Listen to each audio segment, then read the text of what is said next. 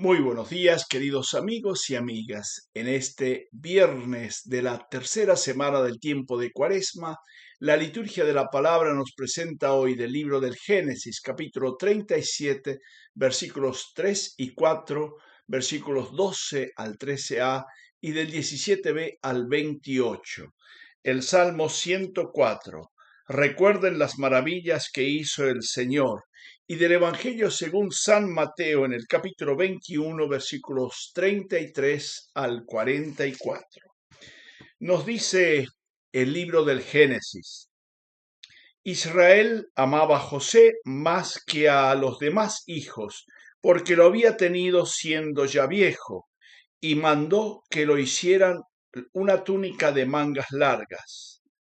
Al ver a sus hermanos que su padre lo amaba más que a sus otros hijos, empezaron a odiarlo y ni siquiera lo saludaban. Sus hermanos habían ido a cuidar las ovejas de su padre en Siquem. Israel dijo a José: tus hermanos están cuidando las ovejas en Siquem. Ven que quiero enviarte a donde están ellos. Él respondió: aquí me tienes. Su padre le dijo: anda. Y José continuó buscando a sus hermanos y los encontró en Dotán. Ellos lo vieron de lejos y antes que se acercara, se pusieron de acuerdo para matarlo.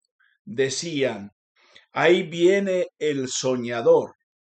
Vamos a matarlo. Lo echaremos en cualquiera de estos pozos y luego diremos que una fiera salvaje lo devoró, a ver en qué paran sus sueños. Al oír esto, Rubén, intentando salvarlo de sus manos, dijo: no, matarlo no. Y añadió: no derramen su sangre, échenlo en este pozo que hay en el desierto, pero no le hagan daño. Lo dijo para librarlo de sus manos y devolverlo luego a su padre. Cuando llegó José junto a sus hermanos, le quitaron la túnica de mangas largas que llevaba. Lo agarraron y lo echaron en el pozo. Era un pozo seco en el que no había agua. Después se sentaron a comer. Levantando la vista, divisaron una caravana de ismaelitas que venían de Galaad con camellos cargados de aroma, bálsamo y mirra, en ruta hacia Egipto. Entonces Judá propuso a sus hermanos: ¿qué sacamos con matar a nuestro hermano y ocultar su muerte? Propongo que se lo vendamos a los ismaelitas sin hacerle ningún daño, pues es nuestro hermano y carne nuestra. Sus hermanos aprobaron lo dicho, y cuando pasaban los mercaderes madianitas, sacaron a José del pozo, lo vendieron a los ismaelitas por 20 monedas de plata, y éstos se lo llevaron a Egipto. Palabra de Dios. Te alabamos, Señor.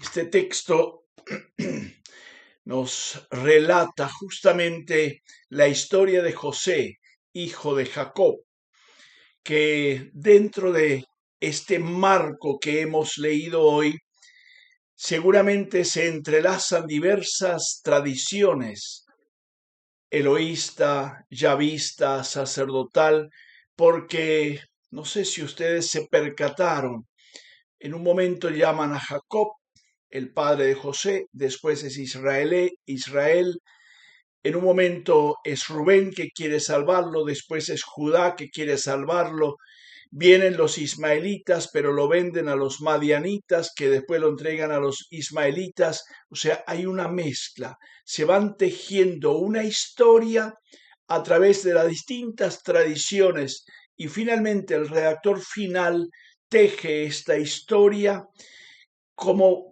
mirando justamente el proyecto de Dios de salvar al ser humano, de salvar al pueblo, de salvar la fraternidad. Qué importante es esto. ¿Y cuáles son los motivos de esta división? Dice: José era el hijo de la ancianidad de Jacob, ciertamente, y de su esposa querida por la cual trabajó muchos años para su tío Labán para conseguirla, su esposa Raquel, que le dio dos hijos, José y Benjamín, los hijos de la ancianidad. Y por eso justamente Jacob lo quiso más, porque lo tuvo en la ancianidad y le hace una túnica de mangas largas. Y uno dice, una túnica de mangas largas, ¿qué significa? Metámonos en la mente y en la cultura justamente de los nómades, cuyo sentido de la túnica de mangas largas es casi una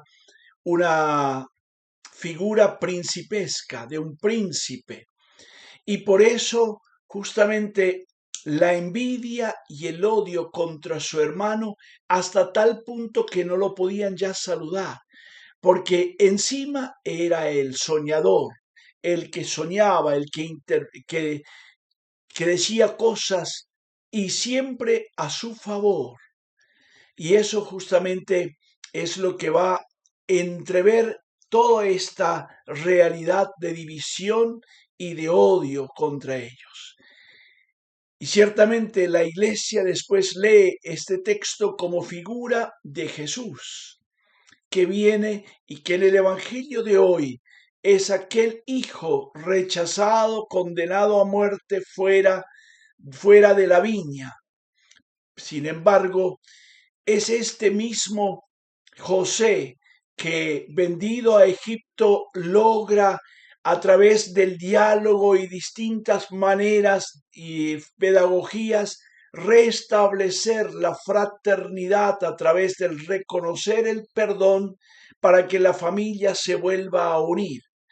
Y eso es justamente la tarea en esta cuaresma, reconciliarnos, reconocer nuestros errores, buscar justamente para que la misericordia y el amor de Dios tenga un espacio. La salvación comienza cuando nos apartamos de la triste condición de la soledad para ser acogidos nuevamente en una fraternidad con rasgos de familia, en una nueva red de vínculos, de relaciones basadas no en la sangre, sino en el espíritu del amor que el Señor mismo nos da. Nos hace así partícipes de esta visión, el gran sueño para este mundo, hacer que todos los pueblos de la tierra sean una familia que tiene a Dios como Padre y a Él como primogénito, Jesús como primogénito de todos nosotros. Pidamos a Dios esta gracia, pidamos la gracia de reconciliarnos nosotros con aquellos que no andamos bien, para que Dios reine en nuestro corazón y que Él nos bendiga y nos acompañe hoy siempre, del Padre, del Hijo y del Espíritu Santo. Amén. Que tengan un feliz día, un buen viernes, hoy donde rezamos juntos el Vía Crucis.